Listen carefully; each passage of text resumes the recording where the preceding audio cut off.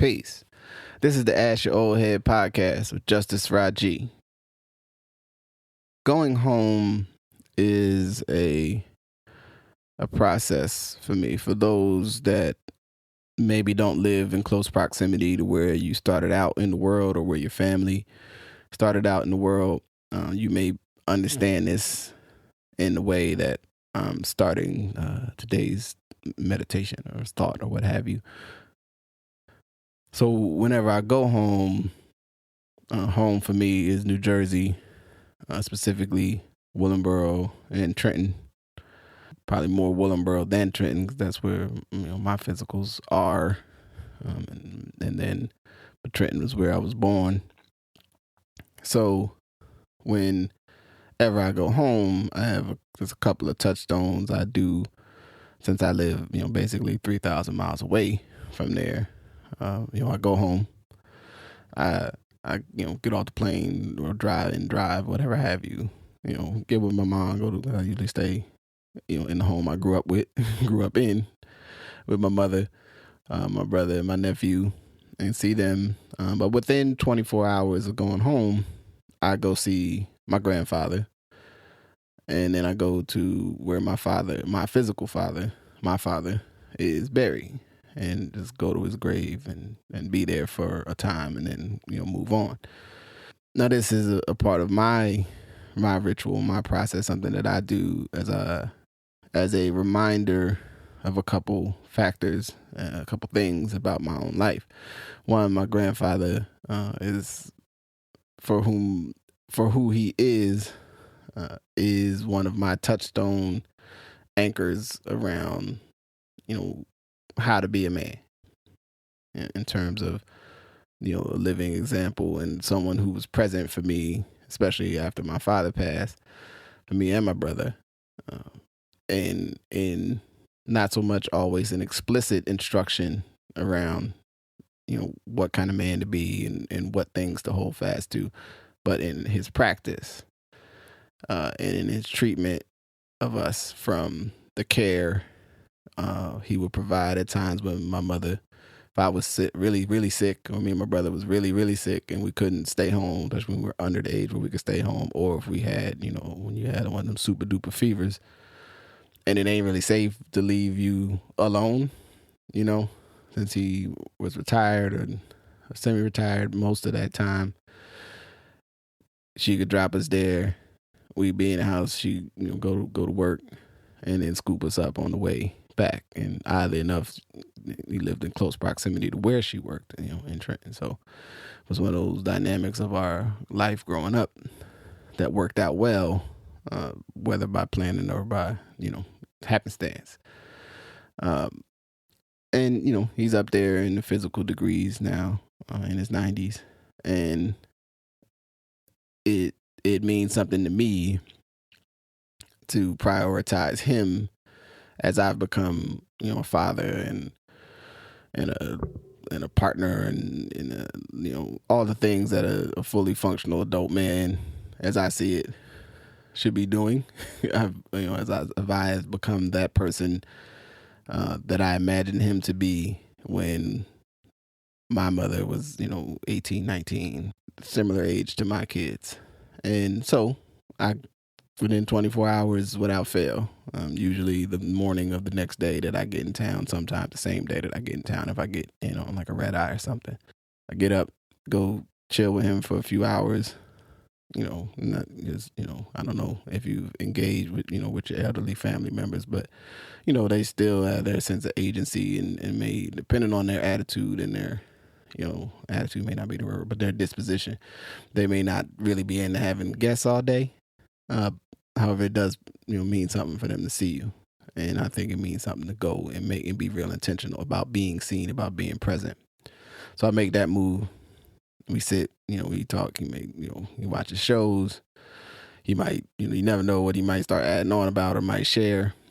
Him and my mother will have some back and forth or some banter around things that are going on, either with his health or with other stuff around the house, whatever. But and then I go, like I said, either before proceeding or after, I go to where my father is buried and just have a moment there. Now, I am if you know anything about my value system, I'm in the absence of a some other clear touchstone because as a marker, because I feel it's really important sometimes to have a physical representation of the act of remembrance. Not just having sort of like, well, I can sit and meditate, I can just sit and think about them, but sometimes going to the place where that person walked, or the last place, knowing the importance, and it's a very old importance in many cultures of where your people's bones were buried, and it's one of the things I think that is most painful at times about the Black experience in this land, and probably a similar experience for any people who have been displaced for whatever reasons, is having even having some knowledge of where the bones of your people are, where they were last laid to rest, or where they were buried. If you deal with other sciences, from cremation to what have you, where they was cremated and their ashes were spread, and being able to know the closing of that chapter. So I go make sure his stone is clean, and just be there. Think about him. Think about what I remember of him.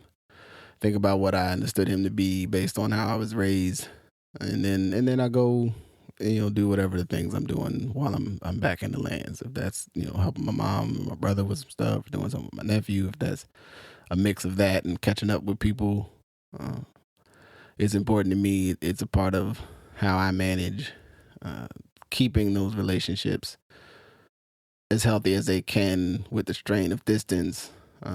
Also, though, in the light of things that change and the grief, which is really, I guess, the focus of what I want to build on today, that is associated with loss and change, with movement in life, with the directions that we go. To live is to die. Everything that lives will have an end to its time. No one escapes. No one exits this without exiting, right?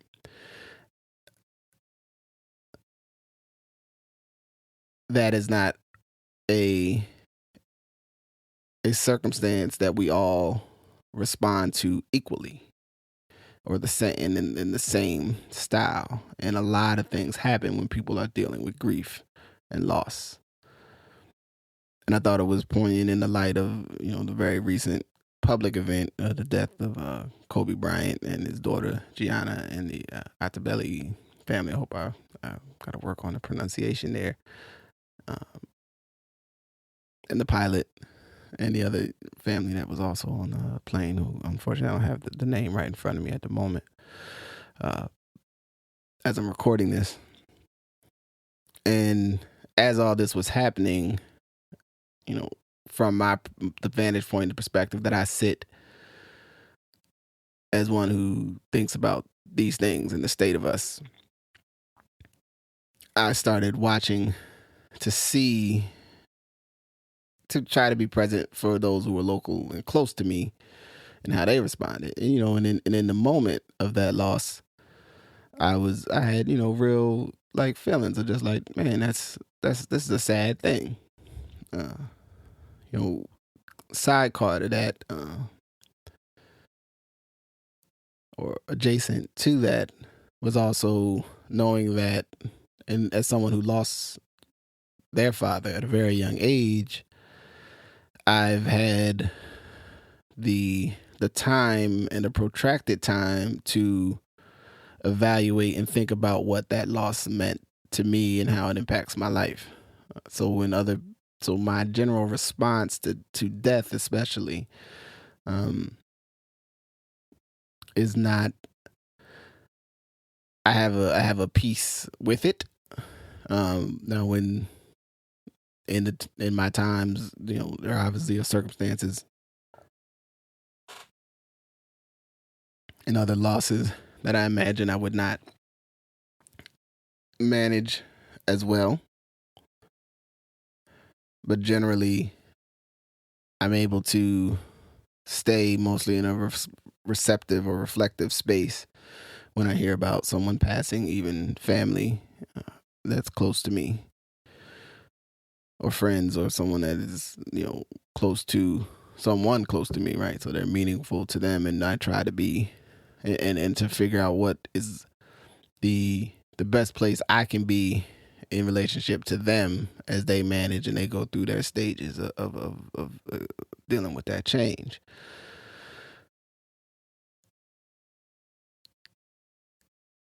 There's a physical impact on the human body when we experience grief. There are things that happen to us as we're in a state of grief that this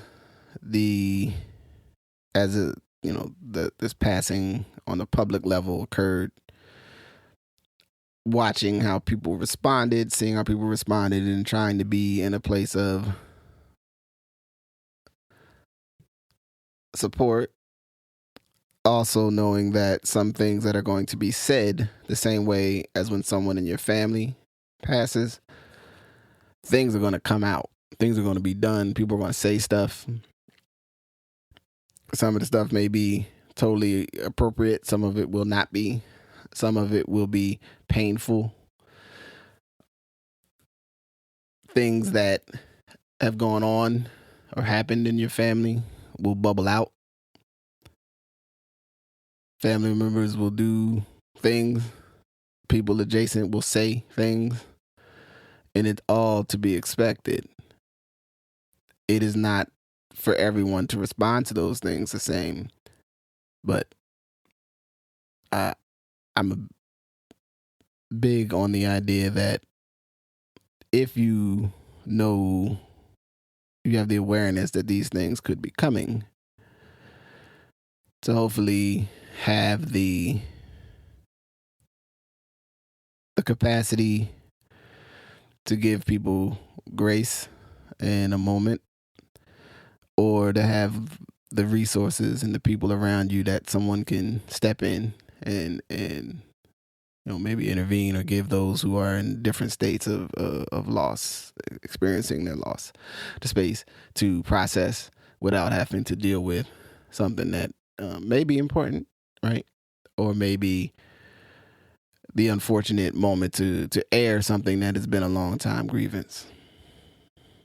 Now, I wanted to talk specifically about the effects on the body for a moment. Some headaches to a dry mouth, stomach pain, nausea, loss of appetite, fatigue, and two very serious ones, shortness of breath and chest pain. Now, there is an actual effect that can happen to the body that's basically like a low-grade heart attack when someone finds about a loss. And it can lead, basically to where someone will have a heart attack. It's a real thing. Like, heartbreak is a real thing, that you can be so struck by loss in a moment of grief that it can lead, to your own demise or another person's demise. That's why it's very important when those old things when we say, where somebody would pass and family would go over to their house, or friends or community members would go over to their house, like the neighbor down the street, baby would pass, and some people would just go stay in the house with Miss Johnson or Mr. Williams or Mr. David or whatever. I don't know. These are random names, but saying that someone would go and try to be present physically with them, right, with no specific intention, or a specific thing that they wanted, but to be there and to be physically in the room with them so they were not alone for long. And some folks may have thought, you may think, well, you're looking for suicide or thing. No, I mean, maybe, right? But that's a different thing. It's really just a thing of people being present, so that if you are having, if you are starting to have, if something starts happening and you need attention, that someone is close to come and give it to you. It's a real thing. Now then, there comes a time where people, may send folks away, or we feel the book is closed, but grief can last, and folks from certain losses may not ever in a sense, become the person they were before that loss. So as this was playing out, and I knew specifically this circling back to the loss of Kobe and his daughter, and particularly centering here on Kobe, uh, that matters and issues that in some way are unresolved or less than uh, specifically the rape allegations, there would be a moment when this would surface or be brought into conversations. And I almost wanted to set my clock to the amount of time it would come when folks would say it's not a good time, or it is a good time, or this time, or that, what have you, and all of the back and forth, and who would get castigated for bringing it up, who wouldn't get castigated for bringing it up, who would try not to just, ringing out from those who knew the person personally to those who knew them as a public figure who they may have assigned certain value to based on who their experience, that I knew that there would be challenges. My study of us as humans was pretty sound in that there would be challenges, and the loop was where that would start and where those matters would start to close was what I was not sure of. Would it go fast? Would it come up and be done quick? Would it be long and protracted and stretch on for weeks and months? Which, my will was that it would not, that it would be something that would happen because I knew it had to happen. And then people would move on and let the families and those that most closely affected just be in their space, away from the public eye, which is what I feel at this time is what has happened, and I'm thankful for that. And now there may be people who are redredging or pulling this up and going back through, and maybe I am in some event by even talking about it at this point. But I hope that I'm not adding to anyone's sorrow by discussing this topic, and specifically in relationship to the concept of grief and loss.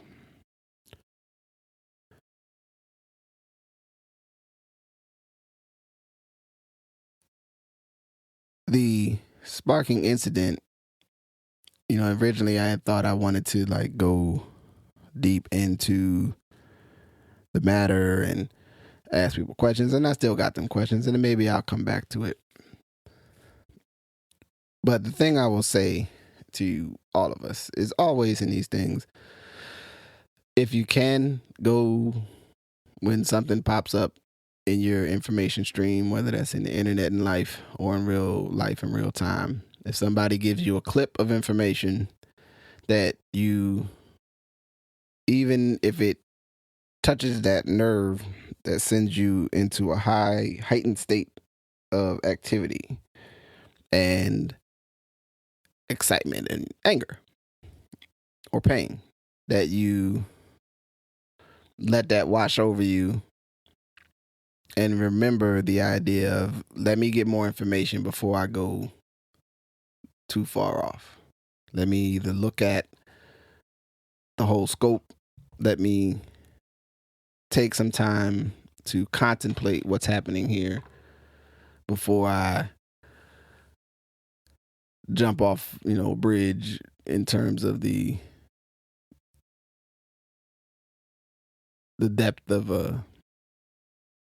that particular emotion.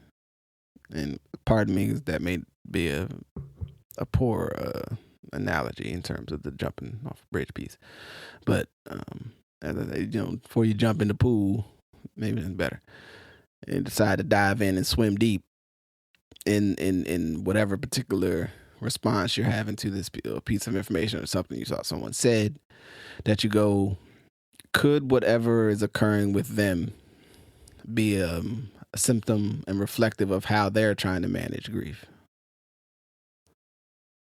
Could what I've heard, and even the way this person, or this, if it's a person-to-person thing, could what they're saying be the way they're trying to manage, making reconciling the change in roles and change in dynamics and change in the life as they see it based on this information. And therefore, if I know that that's a part of what happens when things change, especially when things change abruptly, then maybe I should not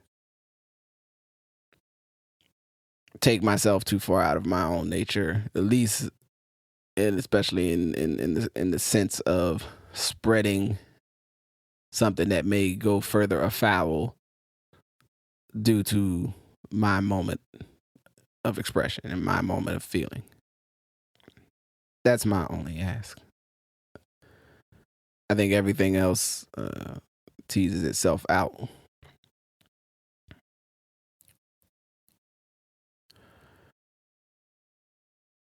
Another step, or the final thing I'll say on this as I close this short episode or piece is things that are said, things that are done, things that happen when folks are dealing with grief are not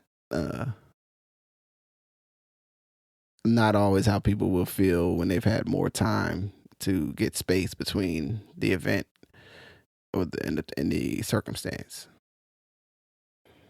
And I would ask you to consider, as a part of your mapping of how you deal with any form of loss, even a loss of face, of embarrassment, or perceived embarrassment, of moments of anger, of things that may have been said flippantly or in a moment of tension, and look to the long arc of life with people, that if we are to stay together and build actual community, and I think it's, as all things with humans, some of our self-definition is also exists in how we define ourselves in concert with other people, and in our concepts and our construct of what a community is or what our community is. And there's nothing, to me, healthy about any person that sees themselves and their own redemptive or their value or their sense of self only or at the expense of being in community, or that they can't be themselves if they also have to be a part of the body, a part of the unified whole. Now we have choice and definition within that, as I see it. But if we are not,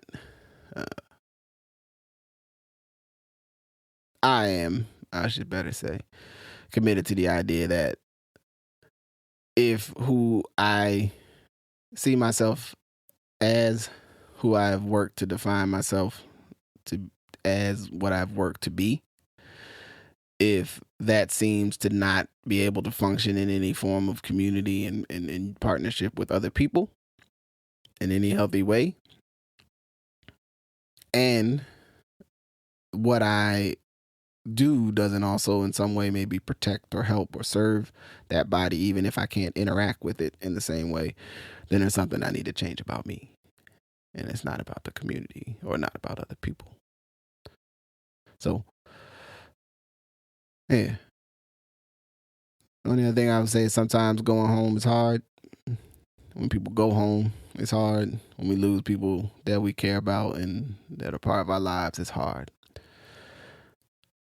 So all my love and respects to those that are managing that, from the very personal to the extended.